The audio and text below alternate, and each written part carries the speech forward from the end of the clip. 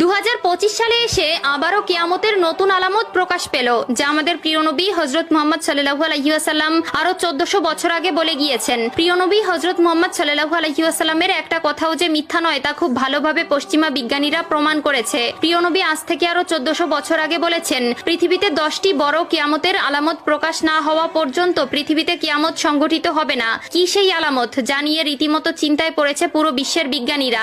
আপনি যদি একজন মুসলিম হয়ে থাকেন তবে ভুলেও ভিডিওটি এড়িয়ে যাবেন না, কারণ আমরা আজকে আপনাদের জানাতে চলেছি প্রকাশিত হওয়া সেই কিয়ামতের আলামত সম্পর্কে। আর আপনি যদি আমাদের প্রিয় নবী হযরত মুহাম্মদ সাল্লাল্লাহু আলাইহি ওয়াসাল্লামকে ভালোবেসে থাকেন তবে অবশ্যই কমেন্ট বক্সে আলহামদুলিল্লাহ কমেন্ট করবেন আর ভিডিওটি শেয়ার করে দিতে ভুলবেন না, কারণ আপনার একটি শেয়ারে আরো অনেক মুসলিম ভাই ও বোনেরা কিয়ামতের এই আলামত সম্পর্কে জানার সুযোগ পাবে। তো চলুন বেশি কথা না বলে শুরু করা যাক আজকের এই ভিডিও। হাদিসে বর্ণিত আছে, কিয়ামত সংঘটিত হওয়ার পূর্বে পুরো পৃথিবী থেকে পবিত্র আল কোরআন উঠিয়ে নেওয়া হবে। প্রিয় দর্শক, কিয়ামতের নিকটবর্তীতার প্রমাণস্বরূপ কিছু আলামত প্রকাশ পাবে। এর মধ্যে কিছু হবে বড় আলামত, আবার কিছু হবে ছোট ছোট আলামত। ইতিমধ্যে পুরো বিশ্বে অসংখ্য কিয়ামতের ছোট আলামত প্রকাশিত হয়েছে। যেমন হাদিসে বর্ণিত আছে, আরবের বেদুইনরা অর্ধ উলঙ্গ অবস্থায় থাকবে, তবে তারা বড় বড় দালান কোঠা নির্মাণের প্রতিযোগিতায় নেমে পড়বে, এমনকি তাদের পায়ে জুতাও থাকবে না। বর্তমানে 2025 সালে কিয়ামতের নতুন যে আলামত প্রকাশ পেয়েছে তা হলো কিয়ামতের আগে পবিত্র আল কোরআন থেকে সকল অক্ষর উঠিয়ে নেওয়া হবে। ইতিমধ্যে এমনই কিছু তথ্য প্রকাশ পেয়েছে।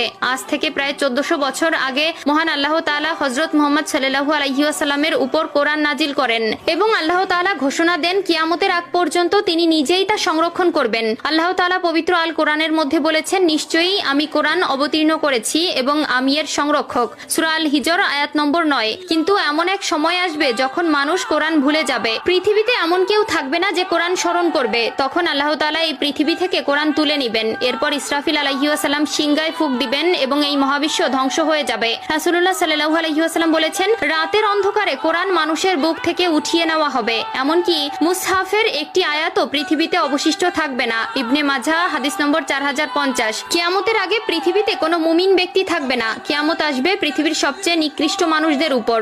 আনাস ইবনে মালিক রাদিয়াল্লাহু তাআলা আনহু থেকে বর্ণিত, রাসূলুল্লাহ সাল্লাল্লাহু আলাইহি ওয়াসাল্লাম বলেছেন, কিয়ামত ততক্ষণ শুরু হবে না যতক্ষণ না এই পৃথিবীতে এমন কেউ অবশিষ্ট থাকবে না যে বলবে আল্লাহ আল্লাহ। সহিহ মুসলিম।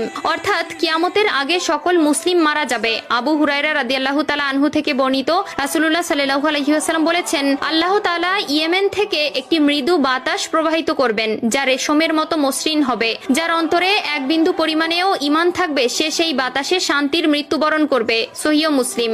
এরপর আল্লাহ তাআলা কোরআন পৃথিবী থেকে উঠিয়ে নেবেন এবং মানুষের অন্তর থেকে পৃথিবীর সব মুদ্রিত